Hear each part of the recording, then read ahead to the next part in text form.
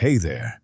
Tonight we're going to explore the hidden shadows behind some of humanity's most celebrated inventions.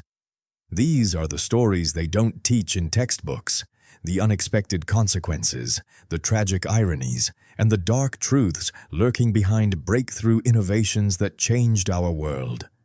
Do consider tapping or clicking on the thumbs up and subscribe buttons if this sparked a little calm or curiosity.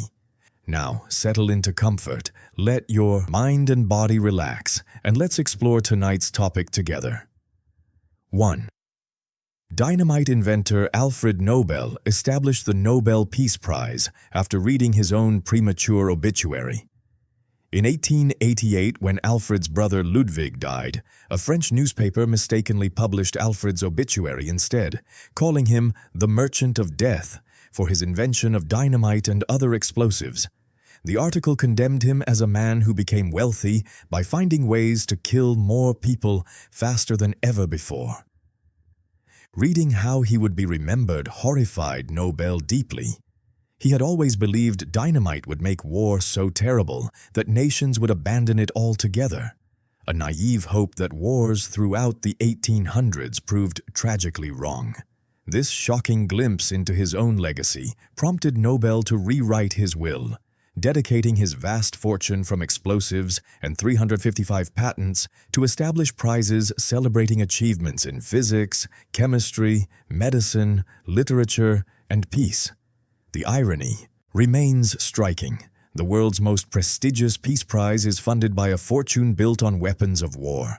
Nobel died in 1896, but his conflicted legacy continues, reminding us that even our best intentions can detonate in unexpected ways. 2. The chainsaw was originally invented as a surgical tool to assist with childbirth.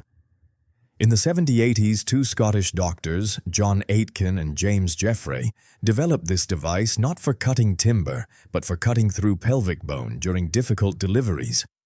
The procedure, called a symphysiotomy, involved widening the pelvis when babies couldn't pass through the birth canal.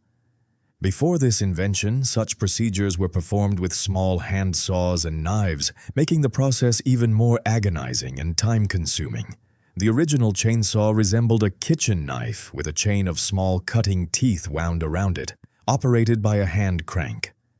While this sounds nightmarish by modern standards, it was actually considered a medical advancement. The tool made the horrifying procedure faster, theoretically reducing the mother's suffering.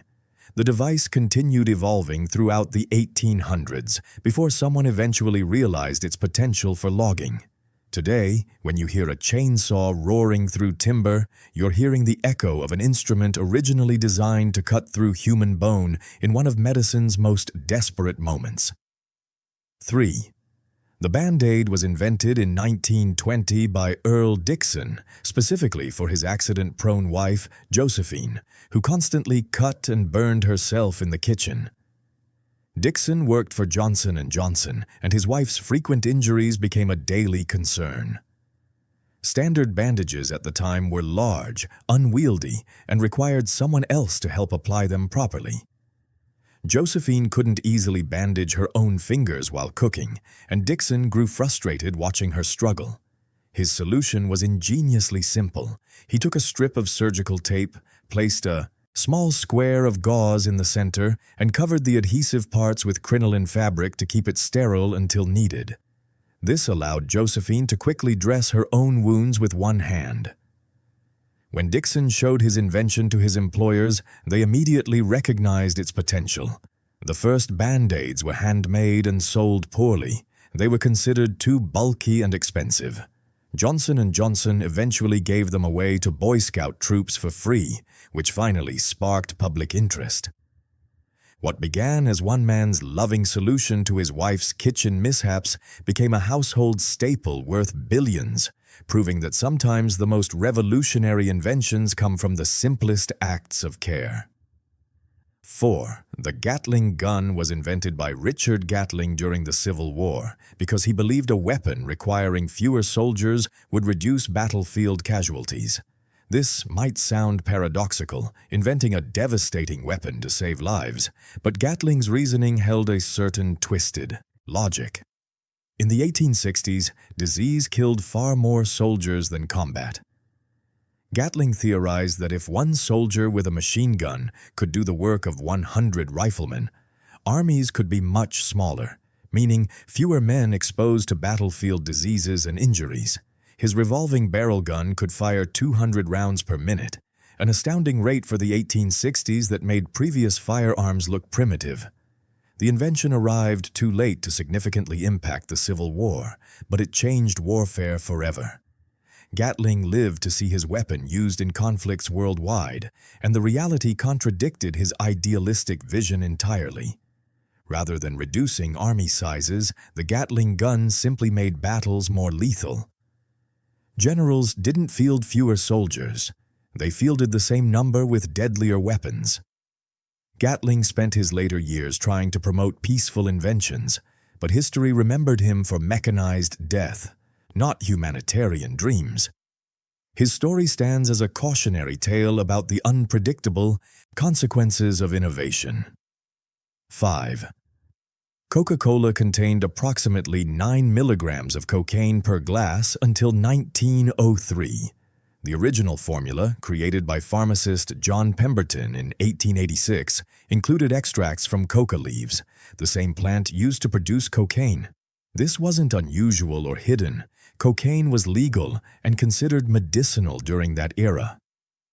Pemberton marketed Coca-Cola as a patent medicine, promising to cure morphine addiction, headaches, and nervous disorders. The coca leaf extract provided the coca in Coca-Cola, while cola nuts supplied the caffeine and the cola. For nearly 2 decades, millions of Americans drank a beverage that was literally a cocaine delivery system, though the amounts were relatively small compared to pure cocaine use. As understanding of cocaine's addictive properties grew and public opinion shifted, the Coca-Cola Company faced increasing pressure. In 1903, they reformulated the drink, removing the active cocaine but keeping spent coca leaves for flavoring, leaves that had the cocaine chemically extracted. Even today, Coca-Cola imports coca leaves legally, though they're completely decocainized before use. The company has spent over a century distancing itself from these origins, but the name itself remains a permanent reminder of the drug that once bubbled in every glass. 6. The guillotine was designed as a humane execution method to provide quick, painless death, regardless of social class. Before the French Revolution, execution methods varied dramatically based on wealth and status. Nobles were beheaded by sword, a relatively quick death if the executioner was skilled. Commoners faced hanging, burning, or breaking on the wheel, methods that caused prolonged agony. Dr. Joseph Ignace Guillotin, a French physician, proposed a more egalitarian approach, a machine that would execute everyone the same way, swiftly and without suffering. Contrary to popular belief, Guillotin didn't invent the device. He merely advocated for it. The actual design came from Antoine Louis, and it was initially called the Louisette. The guillotine's blade, falling from a height of about 14 feet, severed the head in less than a second. During the Reign of Terror, it became the Revolution's signature instrument, executing tens of thousands, including eventually some of the revolutionaries who championed it. The machine remained France's official execution method until the death penalty was abolished in 1981. What began as an attempt to make death more humane became history's most efficient killing machine, its blade falling with mechanical indifference on necks both guilty and innocent. 7.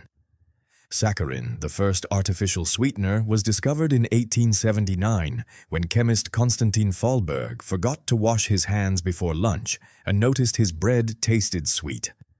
Fahlberg was working at Johns Hopkins University researching coal tar derivatives, a project having nothing to do with food or sweeteners. After a long day in the laboratory, he went to dinner without washing his hands, a common oversight in that era of looser safety protocols. Everything he touched tasted remarkably sweet. The bread, his napkin, even his fingers. Intrigued rather than alarmed, Fahlberg rushed back to the lab to identify which compound caused the sweetness. He systematically tasted chemicals from his workbench, an extraordinarily dangerous practice that could have killed him, until he identified the culprit, a substance formed during his coal tar experiments. He named it saccharin and patented it without crediting his supervisor, Ira Remsen, creating a bitter dispute. Saccharin became the world's first artificial sweetener, eventually used by millions seeking sugar alternatives. For decades, concerns about cancer risks plagued saccharin, with warning labels required on products. Later research largely exonerated it, and the warnings were removed in 2000. Today, saccharin sweetens products worldwide, from diet sodas to tabletop sweeteners. The discovery reminds us that major breakthroughs sometimes come from poor laboratory hygiene. Though Fahlberg's casual tasting of unknown chemicals would horrify modern safety officers, his sweet-tasting hands changed how millions consume food, all because he was too hungry to wash up first. 8. The Iron Maiden torture device, depicted as a medieval horror, was actually invented in the 1800s for museum exhibitions. This might shatter a popular historical image, but those spike-filled, upright coffins were never used to torture anyone during the Middle Ages. Museum operators in the 19th century fabricated torture devices to attract paying visitors fascinated by medieval cruelty. The Iron Maiden, a human-shaped cabinet with interior spikes positioned to pierce vital organs, was constructed based on exaggerated descriptions and pure imagination. Museums presented these fabrications as authentic historical artifacts, complete with invented backstories about their gruesome use. The most famous example, the Iron Maiden of Nuremberg, was actually assembled in 1793 from various unrelated pieces, centuries after the medieval period ended. Other museums saw the commercial success and created their own versions, each more elaborate than the last. These fraudulent devices shaped public perception of the Middle Ages as barbarically creative in torture methods, when historical records show torture was actually relatively rare and less inventive than Victorian audiences imagined. German museums eventually admitted the hoax in the 20th century, but the Iron Maiden's fictional legacy persists in popular culture. It stands as proof that sometimes our darkest historical narratives are more profitable fictions than uncomfortable truths. 9. Volkswagen was founded by the Nazi regime in 1937, with Adolf Hitler personally involved in the Beetle's design specifications. The name Volkswagen literally means people's car in German, and Hitler envisioned it as an affordable vehicle for every German family, part of his propaganda promising prosperity under Nazi rule. Hitler sketched his vision, a rounded, aerodynamic car that could seat a family, travel at highway speeds, and cost no more than 1,000 Reichsmarks. He hired Ferdinand Porsche to turn these specifications into reality. The factory was built using forced labor, and the Beetle was initially called the KDF Wagen, named after the Nazi Strength Through Joy program. During World War II, the factory produced military vehicles instead, continuing to exploit forced laborers and prisoners. Ironically, almost no German civilians received the Beetles they'd paid for through Nazi savings programs. Their money funded the war machine instead. After the war, British forces occupying the factory decided to restart civilian production, renaming it Volkswagen and distancing it from Nazi origins. The Beetle became a global icon, beloved for its quirky design and reliability. Few owners knew they were driving a car born from totalitarian ambitions and built on exploitation. Volkswagen has since acknowledged this history, but the Beetle's cheerful reputation remains strangely disconnected from its dark beginnings. 10. The submarine was rejected by the U.S. Navy in the 1770s because they considered it not the American way of fighting, too underhanded and dishonorable. During the Revolutionary War, inventor David Bushnell created the Turtle, a one-man wooden submarine designed to attach explosives to British warships. General George Washington supported the project, seeing submarines as a potential advantage against Britain's superior naval power. Bushnell successfully demonstrated that his turtle could submerge, navigate underwater, and resurface safely. In 1726, the turtle attempted to sink the HMS Eagle in New York Harbor, though the attack ultimately failed due to technical difficulties rather than design flaws. Despite this promising technology, Navy leadership opposed submarine warfare on principle. They argued that sneaking beneath enemy ships to plant explosives violated the codes of honorable combat between gentlemen. Naval warfare at the time followed strict protocols. Ships engaged in open battle where both sides could see their opponent. The idea of invisible underwater attack seemed cowardly and barbaric to officers trained in traditional naval tactics. The U.S. military wouldn't seriously develop submarines for another century, giving other nations time to perfect the technology. This moral objection to unfair weapons seems quaint, now given that modern warfare embraced even more devastating technologies. Sometimes progress waits not for better inventions, but for changing ideas about what battles should look like. 11. Lobotomies won the Nobel Prize in Medicine in 1949, and over 40,000 procedures were performed in the U.S. alone before being discredited. Portuguese neurologist Antonio Egas Moniz received the prestigious award for developing the prefrontal leucotomy, believing he'd found a cure for severe mental illness. The procedure involved severing connections in the brain's prefrontal cortex, supposedly calming violent or disturbed patients. What followed was a medical tragedy on a massive scale. Doctors performed lobotomies on patients with depression, anxiety, schizophrenia, and even unruly teenagers, conditions we'd never consider treating surgically today. The procedure often left patients in vegetative states, stripped of personality, emotion, and basic cognitive function. American physician Walter Freeman popularized the ice pick lobotomy, a 10-minute procedure performed through the eye socket without surgical facilities. Freeman traveled the country in his lobotomobile, performing thousands of these operations, sometimes multiple procedures in a single day. Many patients suffered severe complications, seizures, infections, personality changes, and death. By the 1960s, the medical community recognized lobotomies as barbaric, and the practice was largely abandoned. Yet families still live with the consequences, loved ones permanently altered by a Nobel Prize-winning procedure that destroyed more minds than it healed. 12. The Bic company founder Marcel Bic bought the ballpoint pen patent from its struggling inventor for practically nothing, then made billions. Hungarian journalist Laszlo Biro invented the ballpoint pen in 1938, frustrated by fountain pens that smudged and required constant refilling. His design used quick-drying newspaper ink and a rotating ball mechanism that distributed it evenly. The invention was brilliant, but Biro lacked business acumen and manufacturing resources. He sold rights to various companies, receiving minimal returns while others profited. After World War II, Biro was nearly broke despite inventing something millions used daily. Meanwhile, French entrepreneur Marcel Bic saw the pen's mass-market potential.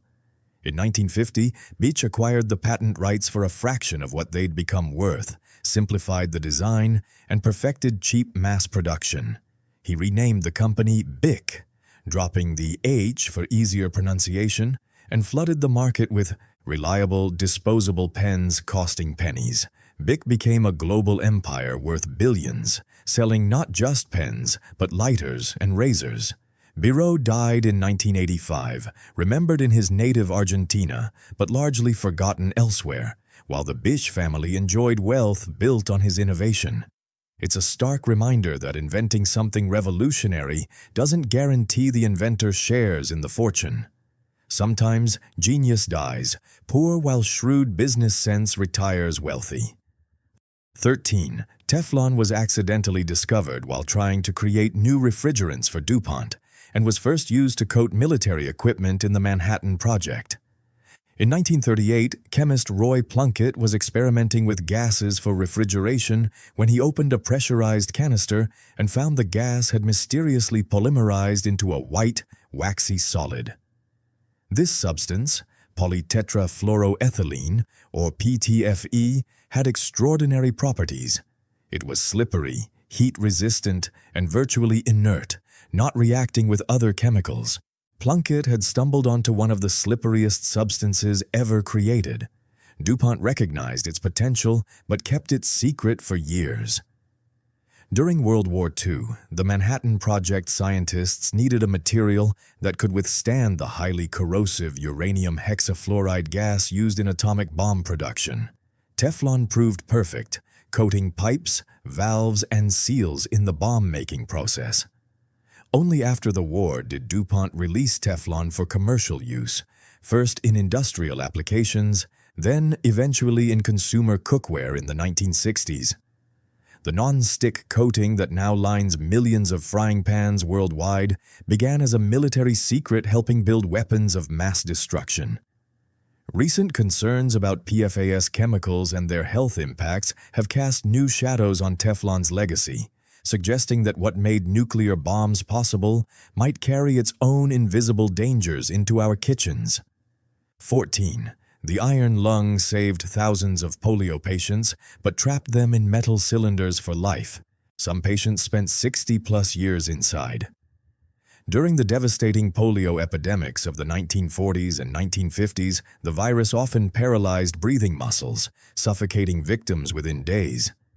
The iron lung, invented in 1928 by Philip Drinker and Louis Shaw, offered hope.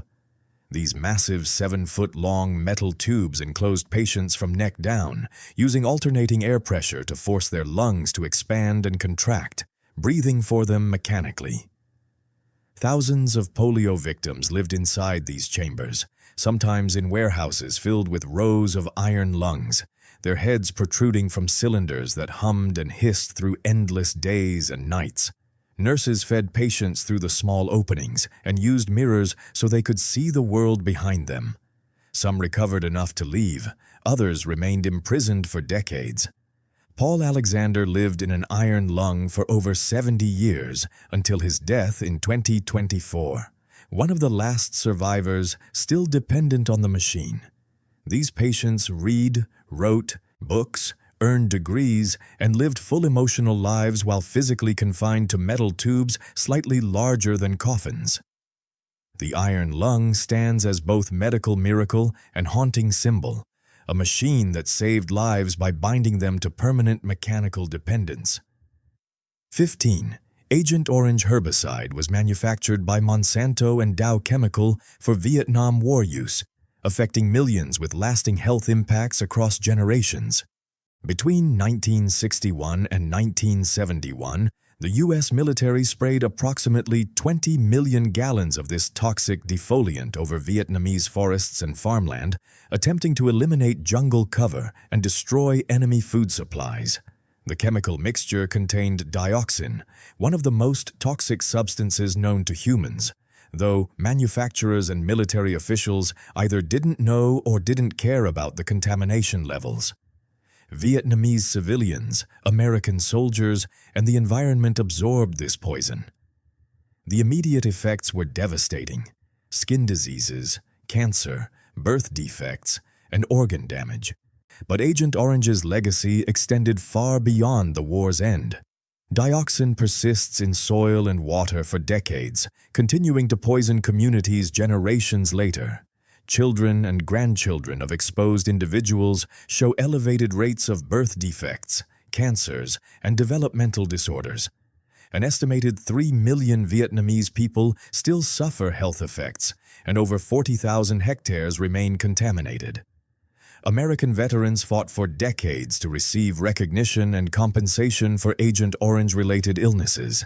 The manufacturers paid settlements but never admitted wrongdoing. What was marketed as a defoliant became a multi-generational catastrophe, proving that wartime innovations can poison not just soldiers and enemies, but innocent futures never meant to be part of the battlefield. 16. The EpiPen auto-injector was designed for military use against nerve agents before being adapted for civilian allergy treatment. In the 1970s, the U.S. military needed a way for soldiers to self-administer atropine injections quickly if exposed to chemical weapons.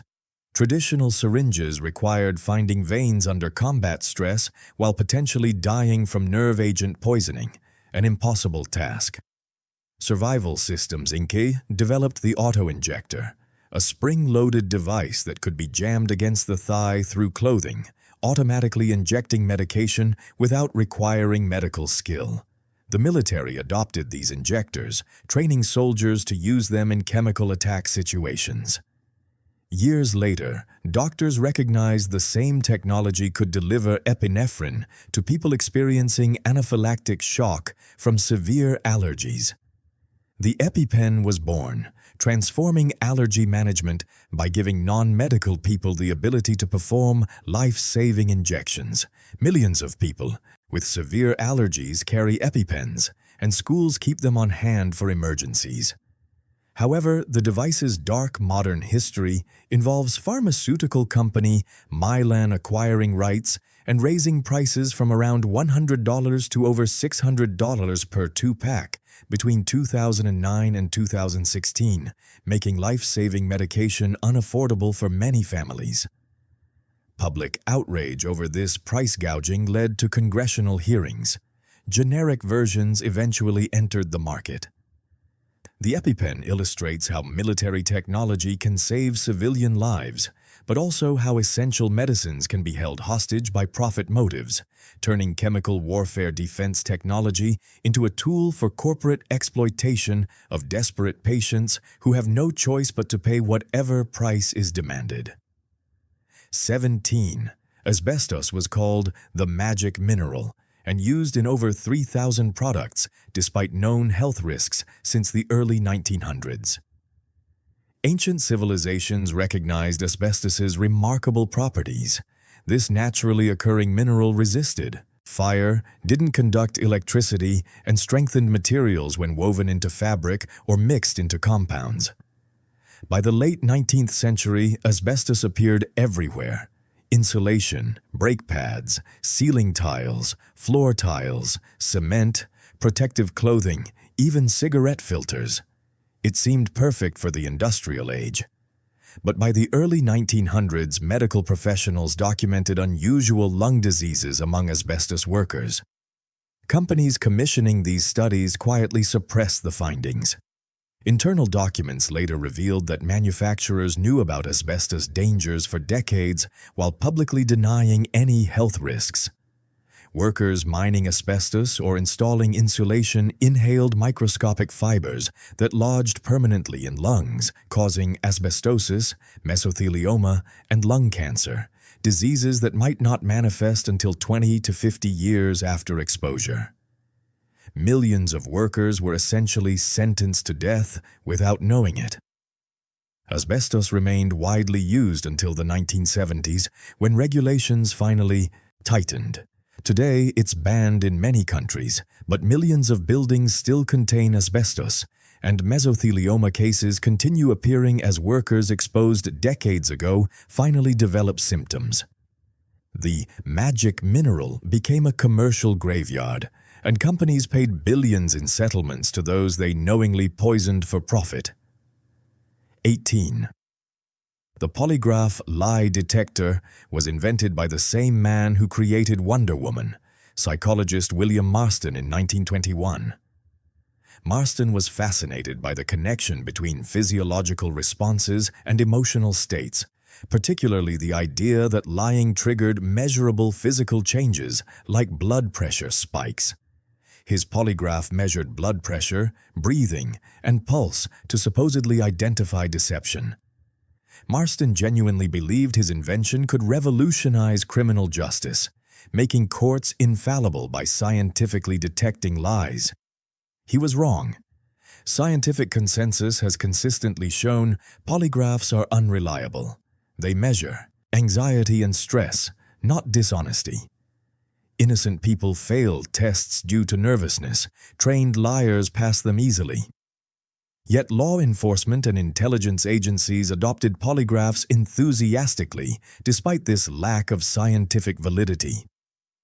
Countless people lost jobs, faced wrongful accusations, or had confessions coerced based on pseudoscientific readings.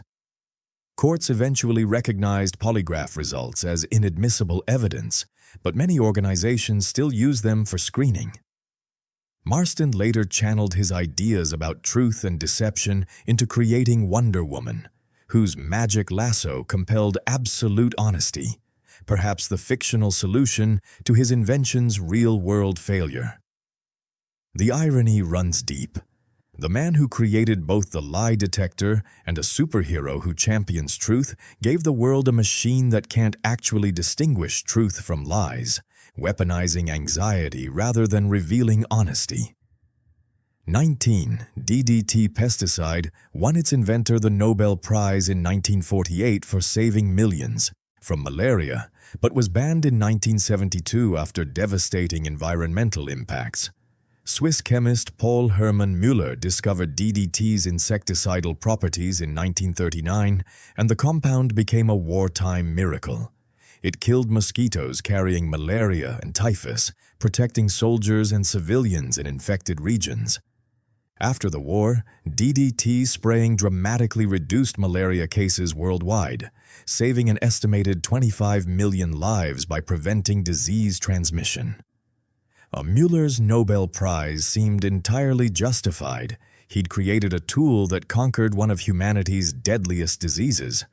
But DDT accumulated in the environment, concentrating as it moved up the food chain. Birds, particularly predators like eagles and peregrine falcons, absorbed massive doses from contaminated prey. DDT caused eggshell thinning, meaning eggs broke before chicks could develop, pushing multiple species toward extinction.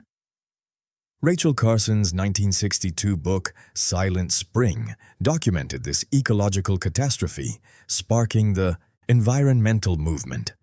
Research revealed DDT persisted in soil and water for decades, accumulating in human tissue with unknown long-term effects. The U.S. banned DDT in 1972. Other countries followed. Today, some nations still use limited DDT for malaria control where alternatives aren't feasible, balancing immediate human lives against long-term environmental damage. Müller's invention saved millions while simultaneously poisoning the planet, a Nobel Prize achievement and ecological disaster inseparably intertwined. 20. The treadmill was invented as a prison punishment device in 1818, forcing inmates to walk up to 14,000 vertical feet daily grinding grain.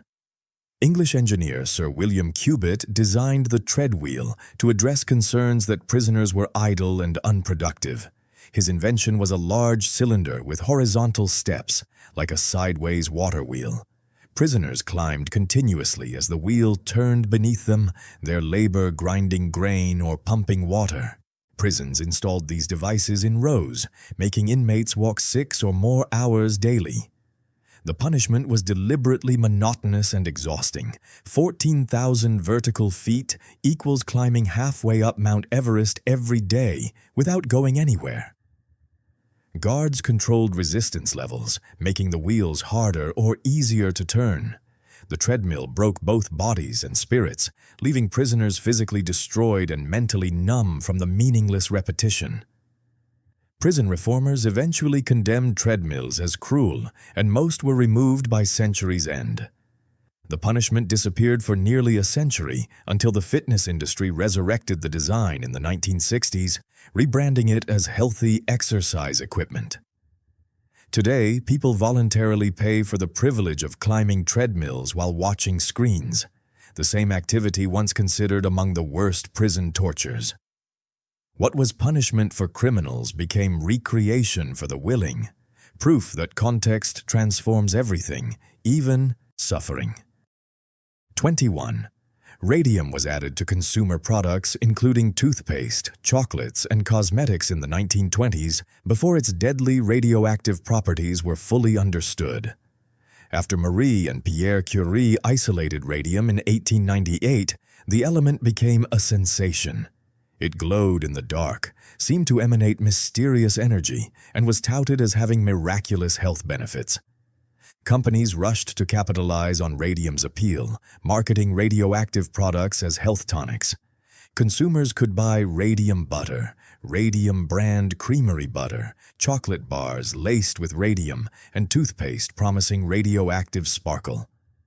Wealthy customers paid for radium-infused water, believing it cured everything from arthritis to sexual dysfunction. Cosmetics containing radium promised to restore youthful appearance from within. The health fad reached absurd heights with products like radioactive suppositories and radium-lined jockstraps. Nobody understood that radioactive particles were destroying cells at the molecular level. The dangers became undeniable only after highly publicized deaths, particularly the radium girls, factory workers who painted luminous watch dials and developed horrific cancers. Even after understanding radiation's dangers, some products remained on shelves into the 1940s. Marie Curie herself died from aplastic anemia caused by radiation exposure. Today, her research papers remain too radioactive to handle safely without protection. That glowing miracle substance became a lesson in how enthusiasm for novelty can blind us to invisible dangers until bodies start failing. 22. The Maxim gun, first automatic machine gun, allowed 4 soldiers to do the work of 100 riflemen and changed warfare forever after its 1884 invention. American inventor Hiram Maxim created a weapon that used recoil energy to automatically eject spent cartridges and chamber new rounds, firing continuously as long as the trigger was held and ammunition lasted. Previous guns required manual reloading after each shot. The Maxim gun fired 600 rounds per minute. European colonial powers immediately recognized its potential for empire building. A single Maxim gun could mow down hundreds of indigenous warriors armed with spears or outdated rifles. The Battle of Omdurman in 1898 demonstrated this brutally. British forces with Maxim guns killed over 10,000 Sudanese soldiers while losing fewer than 50 men themselves. Colonial conquests became massacres enabled by overwhelming technological advantage. When World War I erupted, all sides deployed machine guns, and the slaughter became mutual.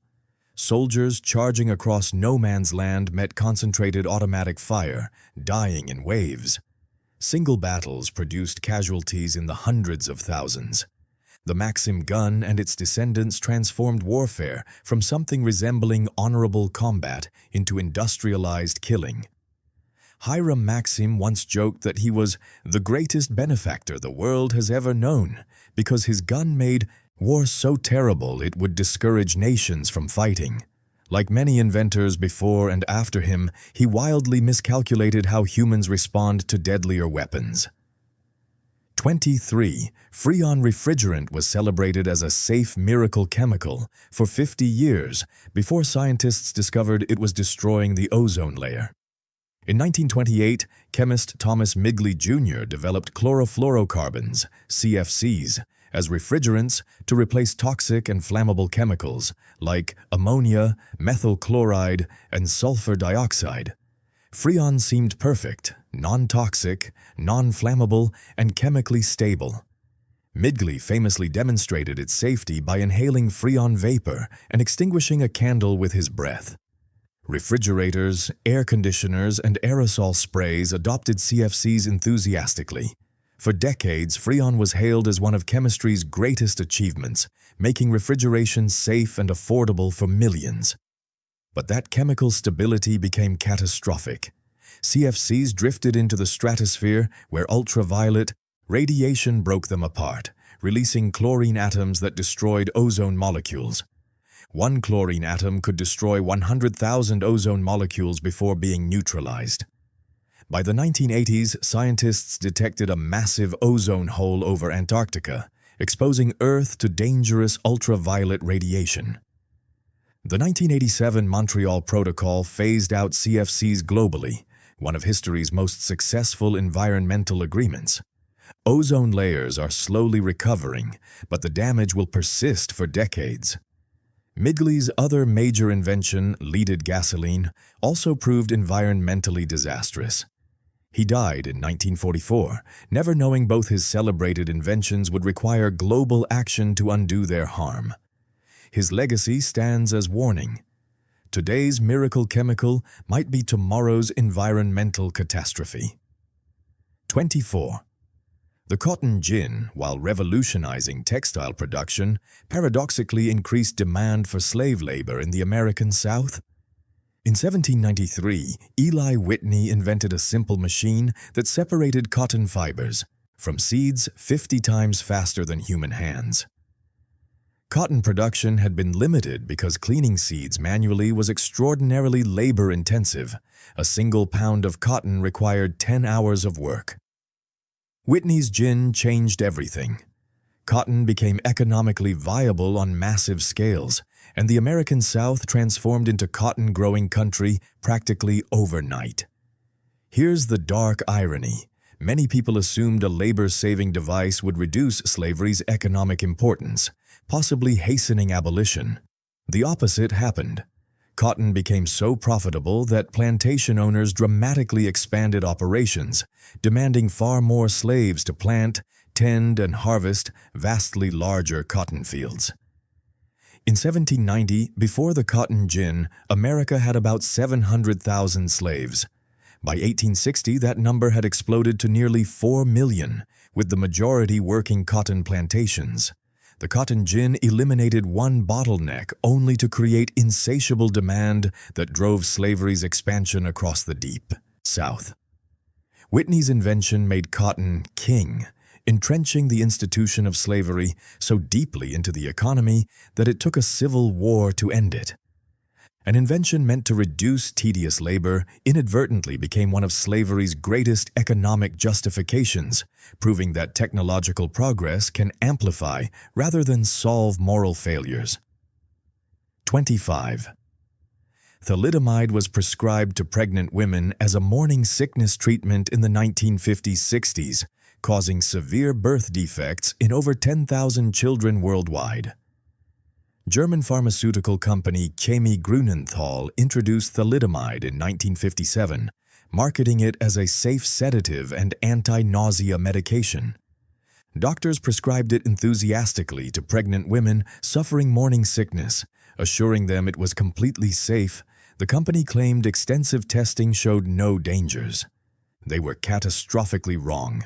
Thalidomide interfered with fetal development during crucial early pregnancy weeks. Babies were born with phocomelia, meaning limbs were shortened or absent, flippers replacing arms and legs.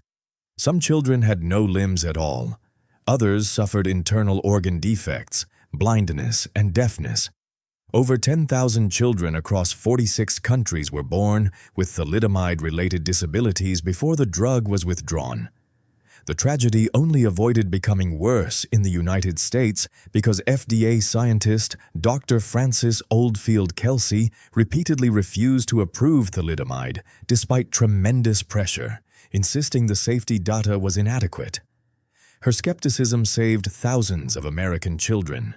The disaster revolutionized drug testing requirements worldwide, establishing protocols for testing medications' effects on developing fetuses. Some thalidomide children lived only days, others survived with profound disabilities. Grünenthal eventually apologized in 2012, 50 years later. Today, thalidomide is used carefully for treating certain cancers and leprosy. Its dark history a permanent reminder that safe and effective requires rigorous proof, not marketing claims.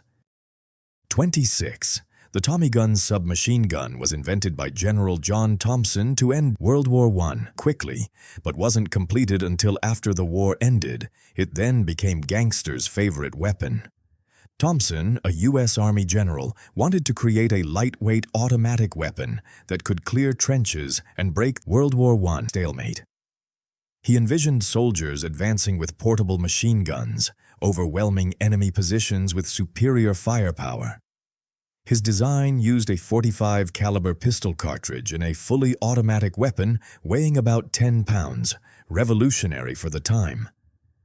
Thompson invested his own fortune developing the Thompson submachine gun, but development took longer than expected. World War I ended in November 1918 before the gun saw combat. Thompson suddenly had a weapon with no war to fight. He tried marketing to police and military with limited success. The gun was expensive, costing about $200 when a Ford car cost $400. Then, Prohibition created a new market Thompson never intended: organized crime. Gangsters loved the Tommy gun's compact size, devastating firepower, and intimidation factor.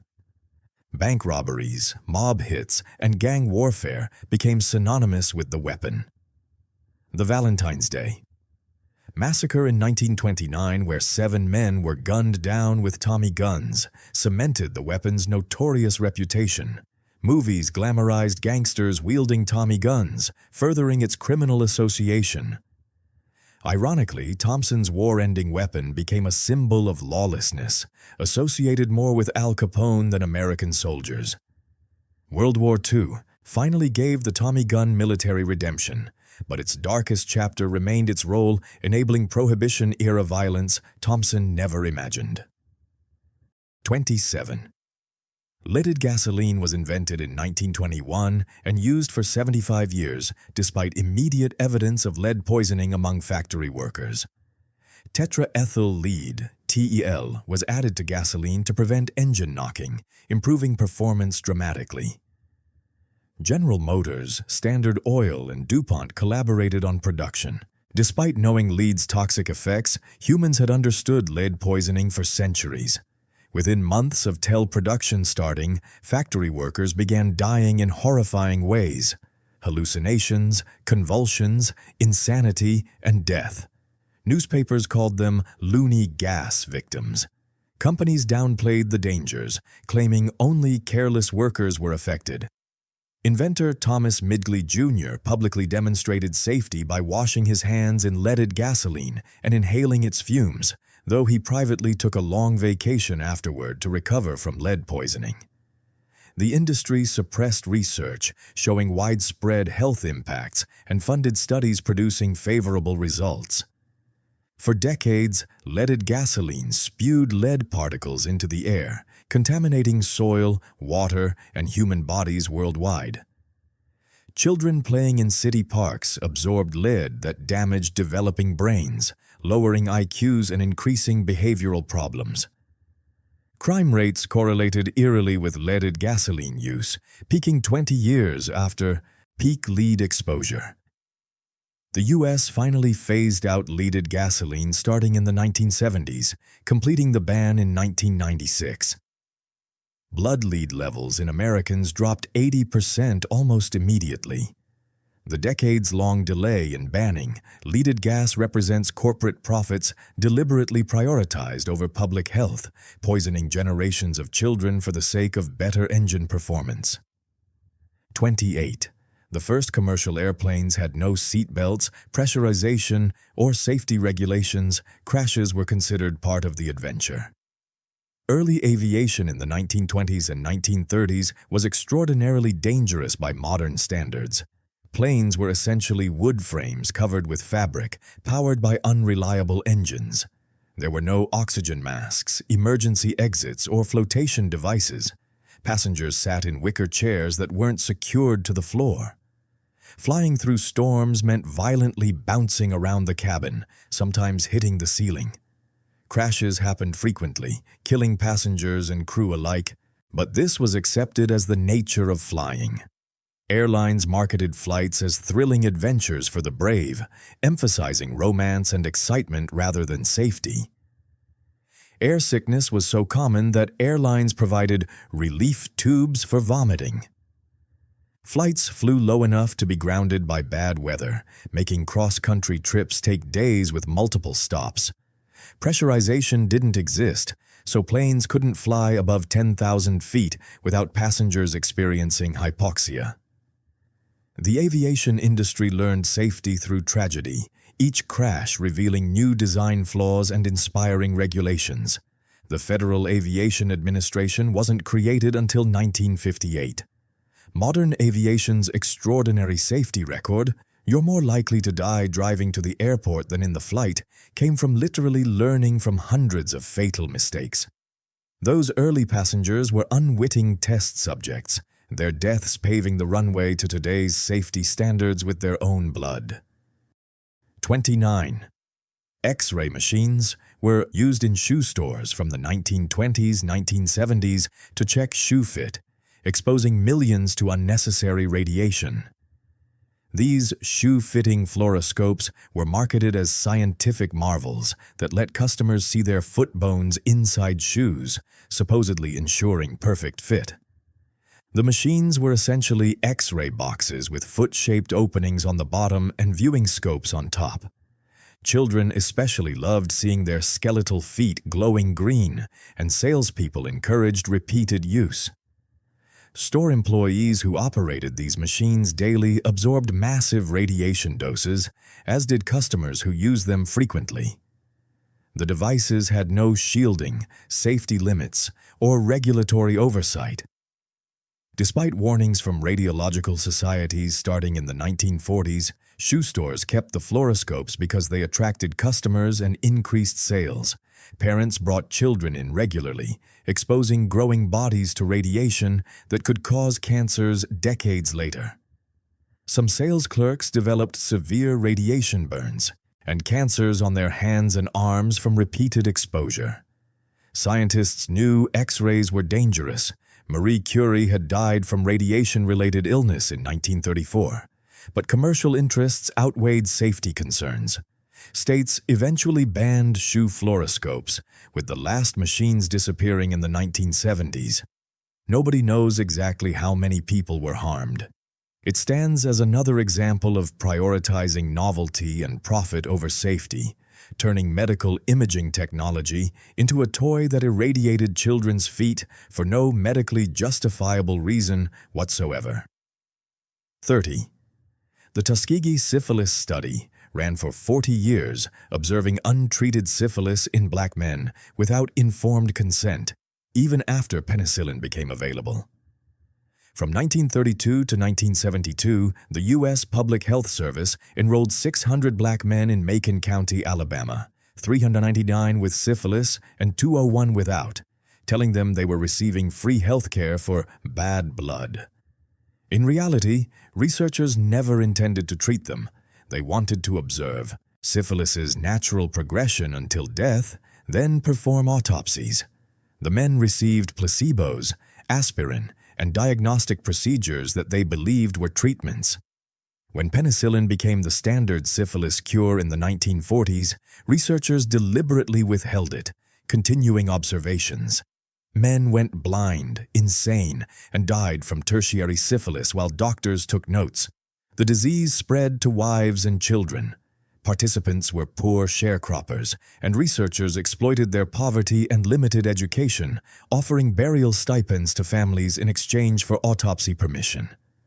The study only ended in 1972 after a whistleblower leaked information to the press, creating national outrage. Of the original subjects, 28 died directly from syphilis, 100 died from complications, 40 wives were infected, and 19 children were born with congenital syphilis. The government formally apologized in 1997, 25 years after the study ended. This betrayal fundamentally damaged Black Americans' trust in medical institutions, effects still measurable today in healthcare disparities and vaccine hesitancy. It remains American medicine's most shameful chapter, proving that scientific curiosity without ethics is simply cruelty dressed in lab coats. 31. Cigarette companies added ammonia to cigarettes in the 1960s to enhance nicotine delivery and addiction, while publicly denying cigarettes were addictive. Internal documents revealed during tobacco litigation showed companies understood nicotine's addictive properties for decades, while publicly claiming cigarettes were safe.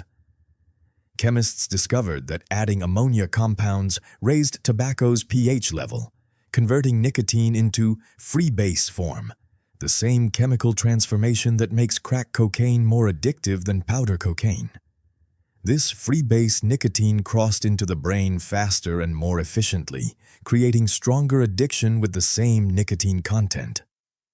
One internal Philip Morris document called it impact boosting, noting it made cigarettes more satisfying while allowing companies to reduce actual nicotine amounts, creating plausible deniability.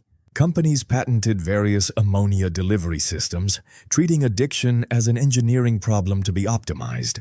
Meanwhile, executives testified under oath before Congress that nicotine wasn't addictive and cigarettes didn't cause cancer, despite internal research proving both claims false.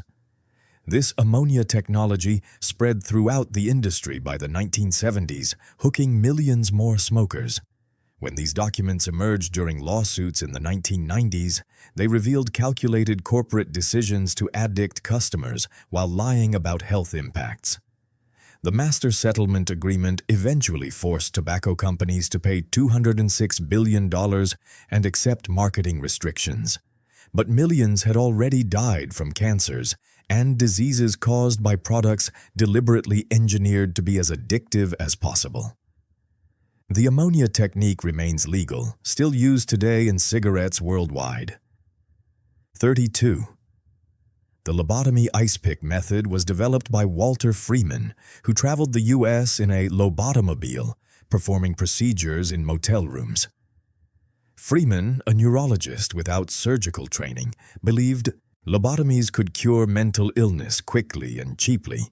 He developed the transorbital lobotomy in 1946, inserting an ice pick-like instrument called an orbitoclast through the eye socket into the brain.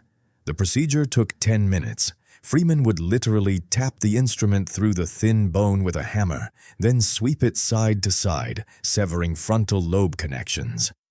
He performed these lobotomies without sterile surgical facilities, often in office examination rooms or even motel rooms during his cross-country tours.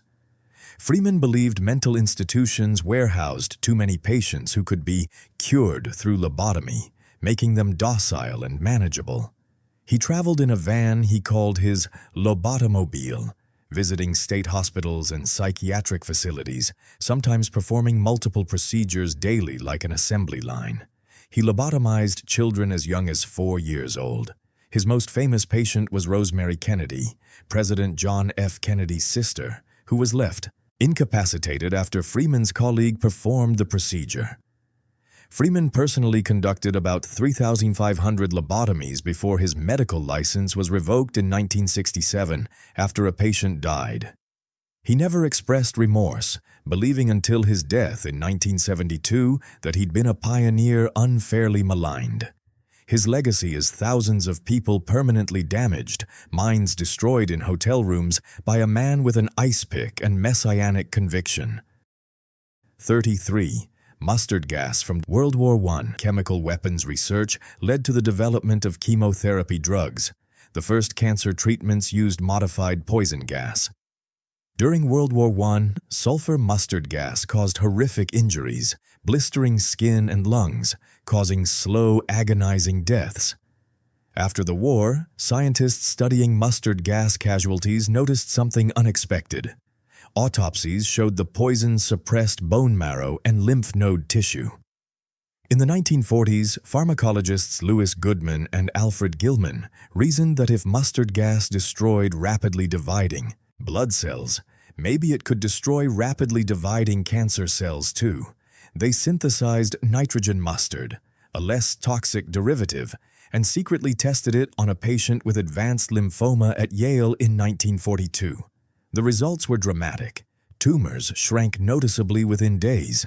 The research remained classified because of its connection to chemical weapons programs. After World War II, this first chemotherapy drug was released for medical use, beginning the modern era of cancer treatment. The bitter irony is profound. Humanity's cruelest weapon became its first real hope against cancer. Chemotherapy remains brutal. It's essentially controlled poisoning, killing cancer cells while hoping the patient survives the toxicity. Modern chemotherapy drugs are more sophisticated, but they descended directly from weapons designed to kill soldiers in the trenches. Every cancer patient undergoing chemotherapy carries an echo of mustard gas battlefields in their veins, poison repurposed into medicine, warfare, technology transformed into healing, death becoming the unlikely seed of survival. 34.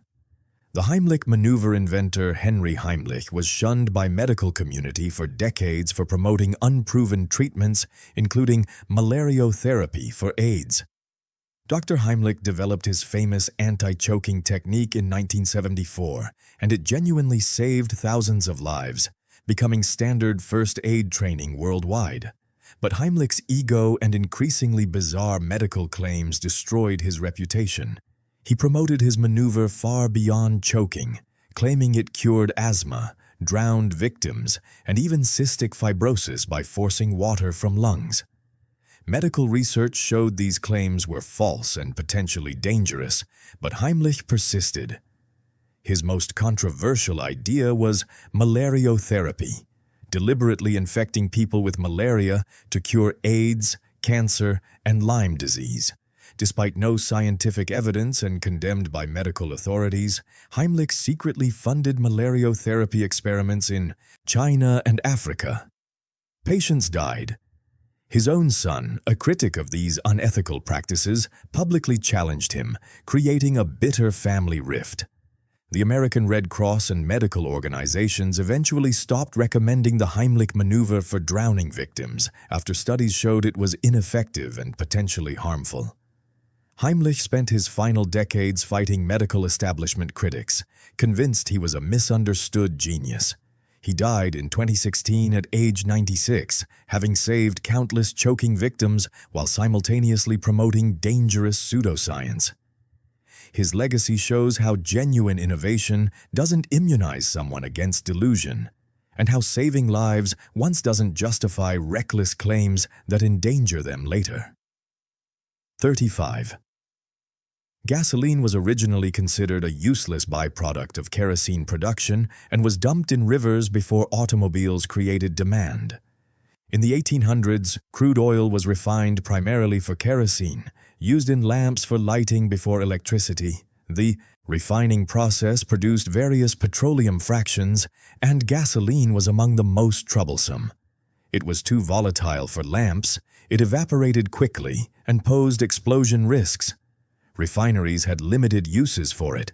Some used gasoline as industrial solvent or cleaning agent, but most simply disposed of it as waste.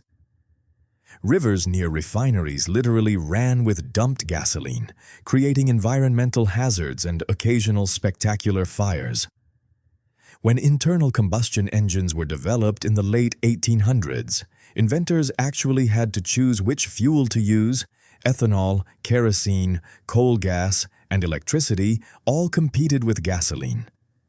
Henry Ford designed his early Model T to run on ethanol, expecting it to be farmers' fuel of choice.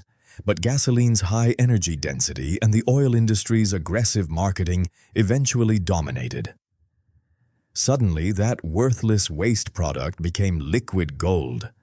Oil companies that had paid to dispose of gasoline now profited from every gallon. The automotive revolution transformed the petroleum industry's economics entirely, making refineries profitable in ways 19th-century oilmen never imagined.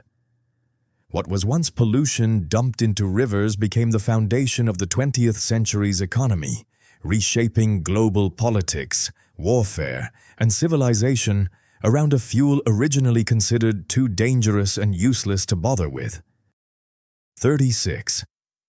The Segway inventor Dean Kamen predicted it would revolutionize cities and be to the car what the car was to the horse. It became a punchline instead.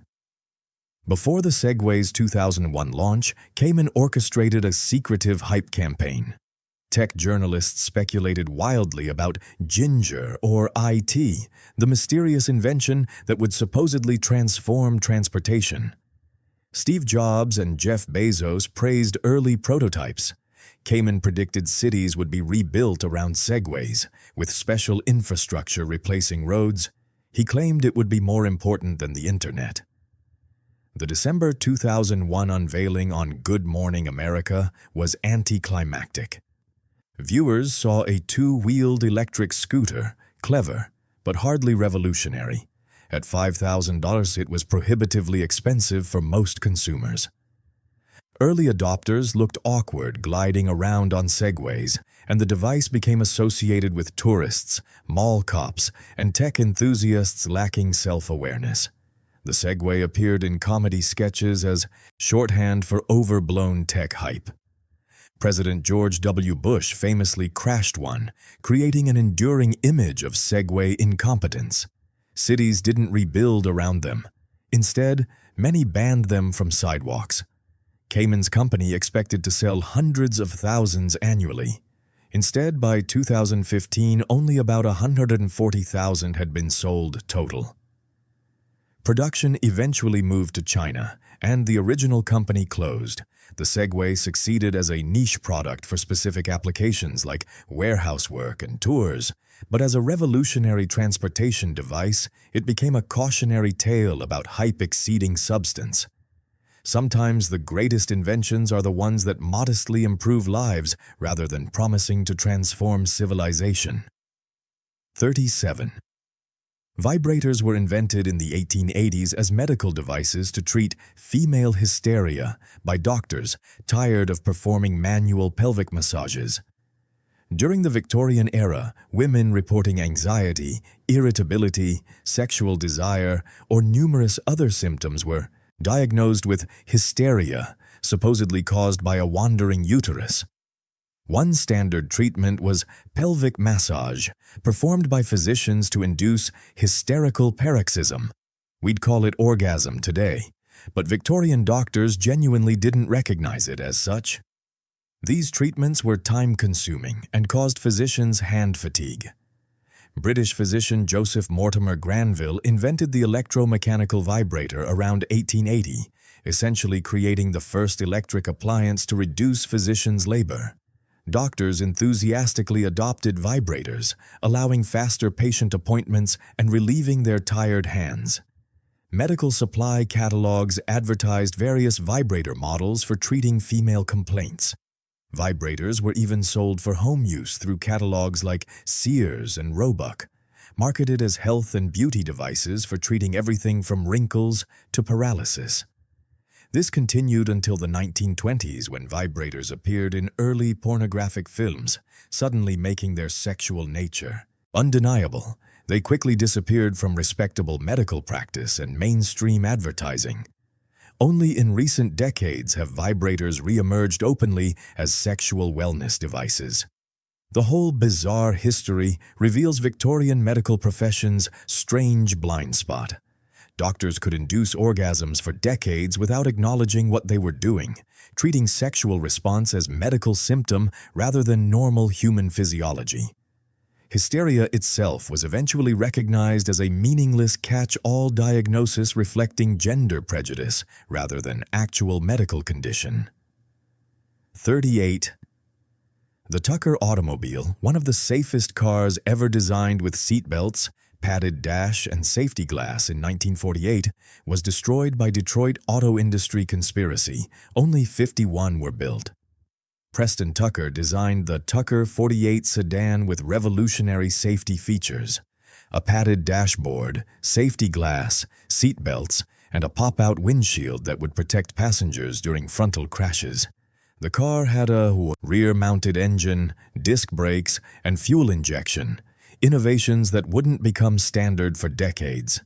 It was faster, safer, and more advanced than anything Detroit's Big Three offered. Tucker's factory in Chicago prepared for mass production, threatening to embarrass Ford, GM, and Chrysler by making their cars look primitive and dangerous by comparison. Then the establishment struck back. Michigan Senator Homer Ferguson, with ties to Detroit automakers, launched a Securities and Exchange Commission investigation into Tucker Corporation, alleging fraud. Major media, heavily reliant on Big Three advertising revenue, published negative stories questioning Tucker's legitimacy. Banks refused financing. Suppliers, pressured by major manufacturers, withheld parts. The SEC investigation ultimately found no fraud, but the damage was done. Tucker's company collapsed before mass production could begin. Only 51 Tucker 48s were completed, each one a monument to what might have been. Tucker died of lung cancer in 1956, broken but vindicated too late. His story became legendary proof that revolutionary innovation, threatening established powers, faces sabotage regardless of merit. Those 51 surviving Tuckers now sell for millions, precious artifacts of suppressed progress. 39. Cornflakes were invented by Dr. John Harvey Kellogg in 1894, specifically to reduce sexual desire. He believed bland food suppressed libido. Kellogg directed the Battle Creek Sanitarium in Michigan, promoting his unique health philosophy, combining medicine, religion, and bizarre theories about sexuality. He believed that spicy, flavorful foods stimulated base urges and led to masturbation, which he considered a devastating health crisis. Kellogg advocated extreme measures: yogurt enemas, electrical stimulation, and promoting the blandest possible diet to suppress what he termed carnal desires. While experimenting with digestive-friendly foods for sanitarium patients, Kellogg and his brother Will accidentally left boiled wheat sitting out overnight. Rather than discarding it, they forced it through rollers, creating thin flakes that toasted crisp. Patients loved the texture. Kellogg refined the recipe using corn instead of wheat, creating cornflakes specifically designed to be as unstimulating and passion-killing as possible. Ironically, brother Will Kellogg recognized the commercial potential, added sugar to improve taste, and founded the Kellogg Company despite John's objections that sweetened cereal defeated the anti-libido purpose. The cereal became one of America's most popular breakfast foods, its origins in sexual suppression completely forgotten. Today, millions eat Kellogg's cornflakes, having no idea they're consuming a food literally invented to eliminate sexual thoughts. The inventor's weird motivations have been thoroughly erased from a product now associated with wholesome family breakfast, rather than Victorian sexual anxiety and pseudo-scientific anti-pleasure crusades. 40. The Stanley Steamer automobile could reach 127 mph in 1906, faster than most modern cars, but their boilers could explode like bombs in crashes. Twin brothers Francis and Freeland Stanley built steam-powered cars that dominated early automotive racing. Their 1906 Stanley Rocket set a land speed record at 127.659 mph on Daytona Beach, a record that stood for years. Steam engines offered advantages over early gasoline engines: instant torque, smooth operation, and impressive power. Stanley steamers were luxury vehicles, quiet and refined compared to noisy, unreliable gas cars. But they had one catastrophic flaw: they were essentially driving bombs. Each car carried a pressurized boiler, holding superheated water and steam under 600 to 1,000 psi. Enough pressure to power locomotives. A severe crash could rupture the boiler, causing an explosion that turned the car into shrapnel and scalded occupants with superheated steam. Several fatal accidents involved boiler, explosions, and the risk terrified potential buyers. Starting a Stanley steamer required 20 to 30 minutes of preheating before driving, and they needed water refills every 50 to 100 miles. As gasoline engines improved, becoming more reliable and powerful, steam cars' disadvantages became insurmountable. The Stanley brothers sold their company in 1917. Steam cars gradually disappeared as internal combustion engines dominated. The Stanley steamer represented a genuine alternative automotive future, one where we might all be driving steam-powered vehicles today, but safety concerns and practical limitations killed that timeline. Those beautiful, powerful steam cars remain mechanical, might-have-beens, too dangerous to survive into modernity. 41. Novocaine inventor Alfred Einhorn tested the anesthetic on himself and colleagues by injecting it into their spines before human trials existed. In 1905, German chemist Einhorn synthesized procaine hydrochloride, seeking a less toxic alternative to cocaine-based anesthetics that were causing addiction and dangerous side effects. Medical testing protocols didn't exist as we know them today. Researchers routinely experimented on themselves, colleagues, and sometimes patients without formal consent or safety oversight. Einhorn and fellow researchers injected procaine into their own spinal columns, an extraordinarily dangerous procedure to test its effectiveness and side effects. They documented the numbing sensations, duration, and any adverse reactions in their own bodies. These scientists were simultaneously researchers and test subjects, betting their own health and lives on their chemical calculations. The procedure could have caused paralysis, infection, or death if Einhorn's synthesis had been flawed. But it worked. Novocaine, later trademarked name, revolutionized surgery and dentistry, allowing procedures previously impossible due to pain. Millions have received painless dental work and surgeries thanks to Einhorn's compound. Modern medical ethics would never permit such self-experimentation, requiring years of animal testing, controlled trials, and rigorous safety protocols before human testing. Einhorn's cavalier approach seems reckless now, but it reflects an era when scientific progress often depended on researchers literally putting their bodies on the line. His gamble paid off spectacularly, but history is equally full of self-experimenting scientists who died proving their ideas fatally wrong. 42. The jet engine was invented in the 1930s independently by Frank Whittle in Britain and Hans von Ohain in Germany, but Britain's Air Ministry rejected it as impractical, giving Germany early wartime advantage. In 1930, British RAF Officer Frank Whittle patented the jet engine design while still in flight school, envisioning turbine-powered aircraft that could fly higher and faster than propeller planes. He approached the Air Ministry seeking funding to build a prototype. Officials rejected the concept as impractical, too futuristic, and unnecessarily expensive. Britain had invested heavily in conventional aircraft, and military leadership couldn't imagine abandoning that infrastructure for unproven technology. Whittle struggled for years to find private funding, while Germany's Hans von Ohain, working independently, received enthusiastic support from aircraft manufacturer Ernst Heinkel. Germany's first jet-powered aircraft flew in 1939, shortly before World War II began. Britain's first jet didn't fly until 1941, after Whittle finally received government funding prompted by war urgency. This delay nearly proved catastrophic. Germany developed the Messerschmitt Me 262, the world's first operational jet fighter, which flew 100 mph faster than Allied propeller fighters. If deployed earlier in larger numbers, these jets might have challenged Allied air superiority. Britain's bureaucratic short-sightedness nearly handed Germany a decisive technological advantage. After the war, both countries developed jet technology extensively, launching the jet age.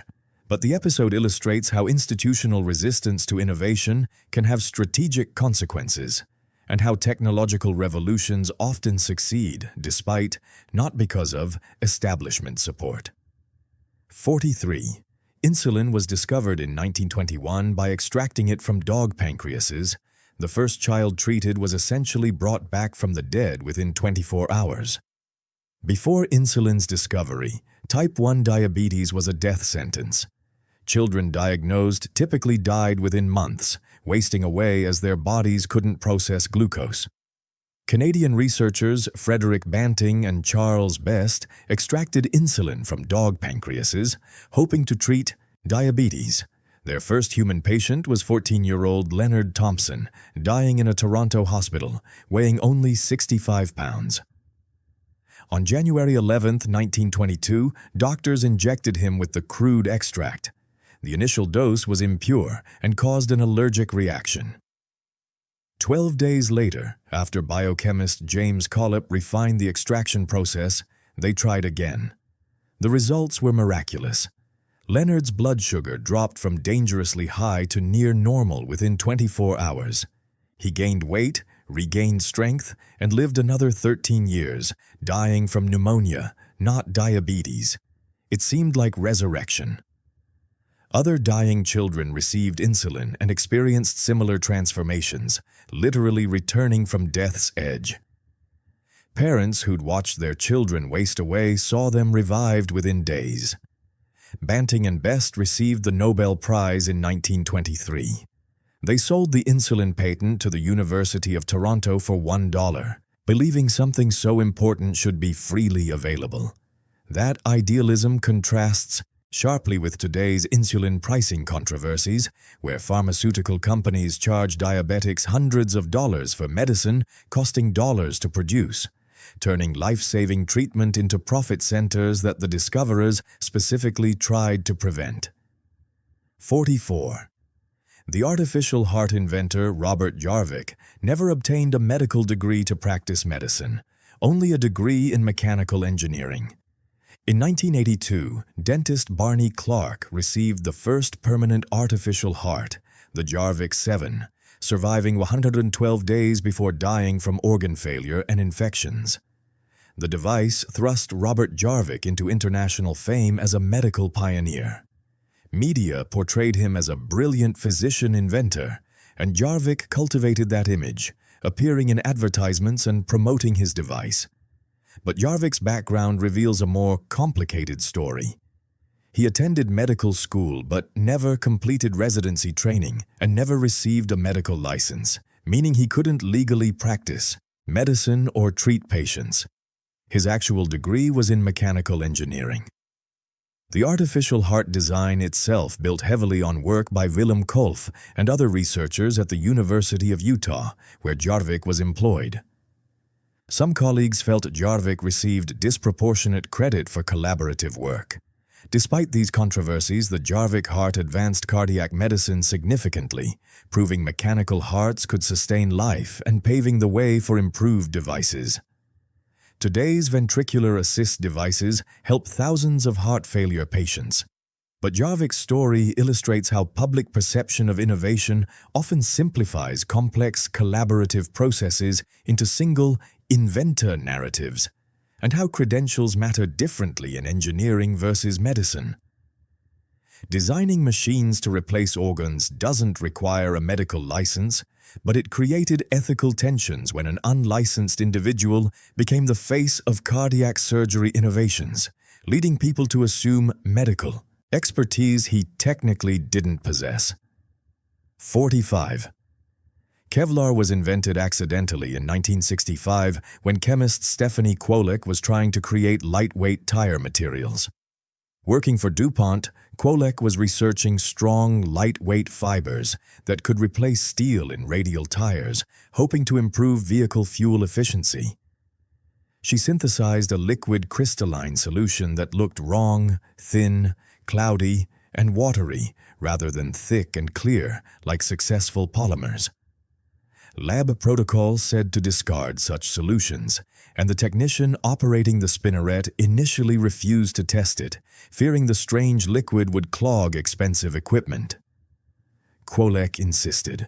When the solution was spun into fibers, they tested astonishingly strong, 5 times stronger than steel by weight, yet incredibly light and flexible. Kwolek had accidentally created one of the world's first liquid crystal polymers. DuPont recognized the potential immediately. Kevlar entered commercial production in 1971, initially for racing tires and later for bulletproof vests, helmets, and hundreds of other applications. Kevlar vests have saved thousands of police and military lives.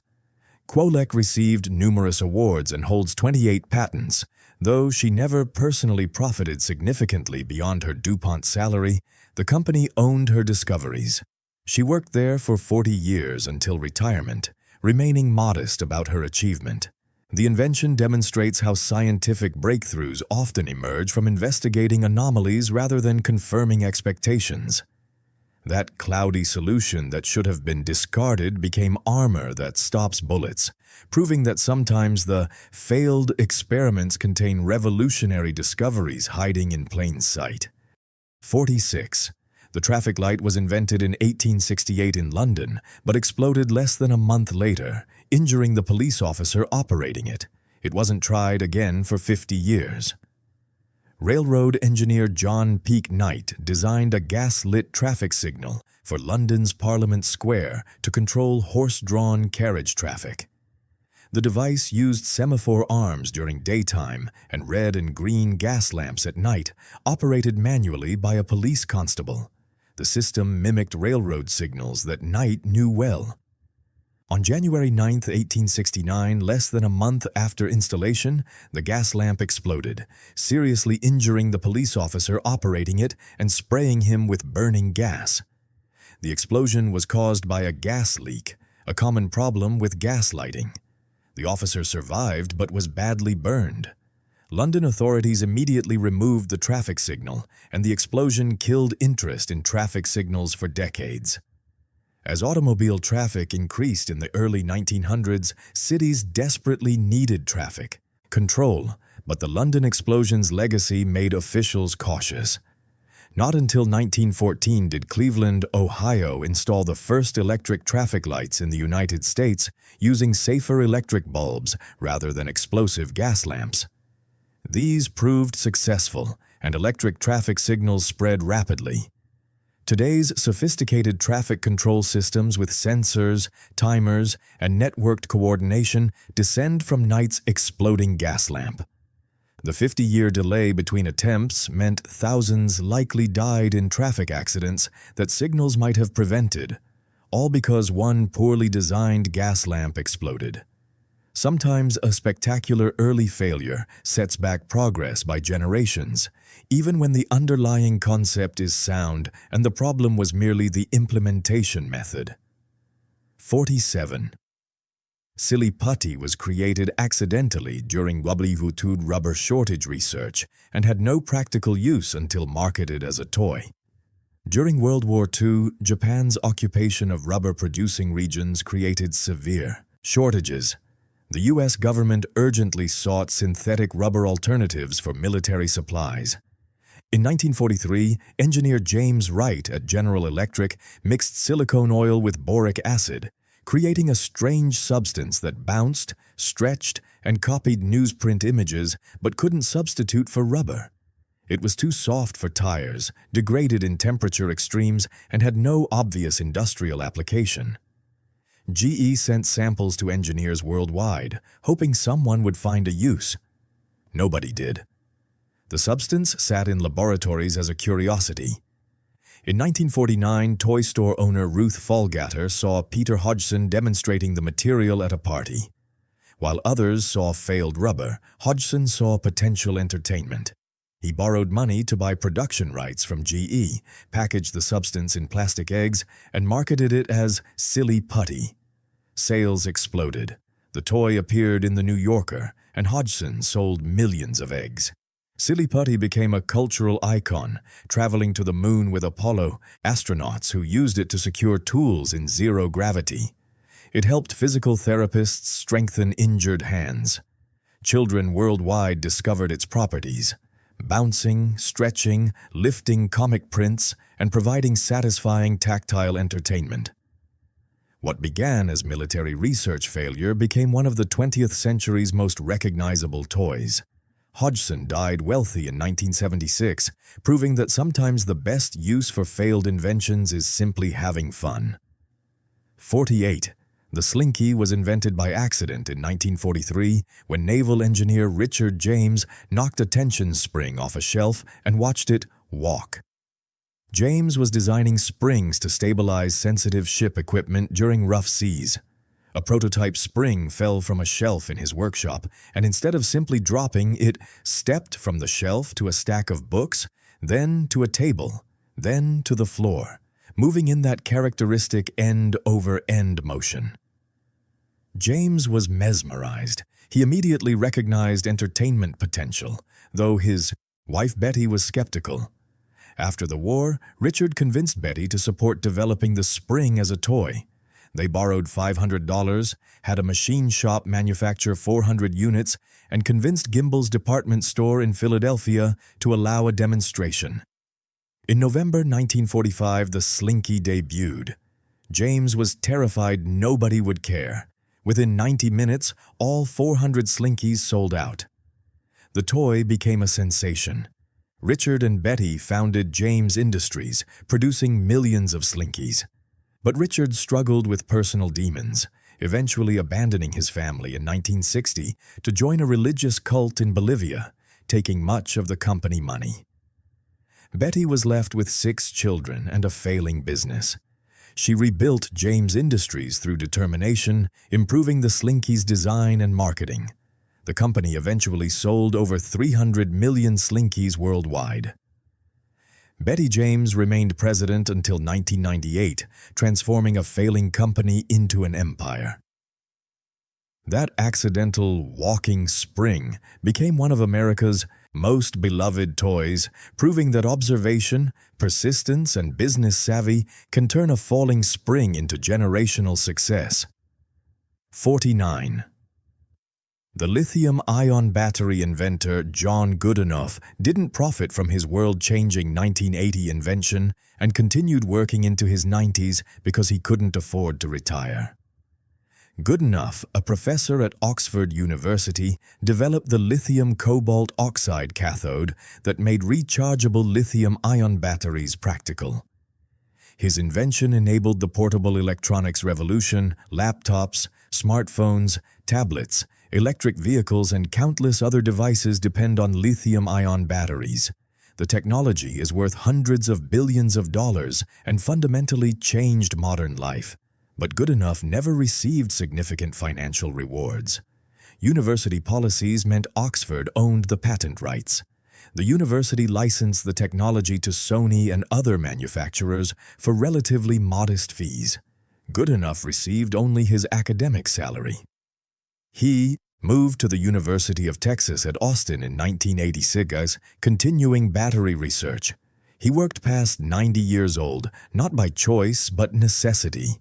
He couldn't afford retirement on a professor's salary despite revolutionizing technology. The contrast is stark. Companies like Sony, Samsung, and Tesla generated enormous wealth from his invention, while Goodenough lived on academic wages. In 2019, at age 97, he finally received the Nobel Prize in Chemistry, becoming the oldest Nobel laureate ever. The prize included monetary awards, but by then he'd spent decades watching others profit from his work. His story represents a common tragedy in scientific innovation. Researchers who fundamentally advance human capability often receive recognition but not proportional financial rewards, while corporations monetizing their discoveries become industry giants.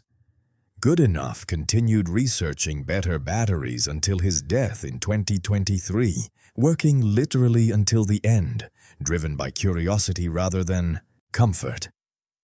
50.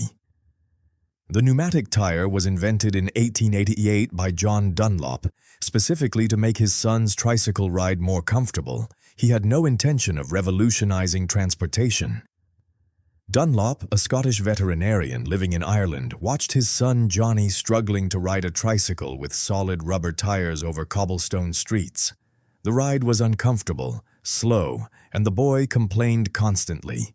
Dunlop experimented with inflating rubber tubes with air, creating cushioned tires that smoothed the ride dramatically.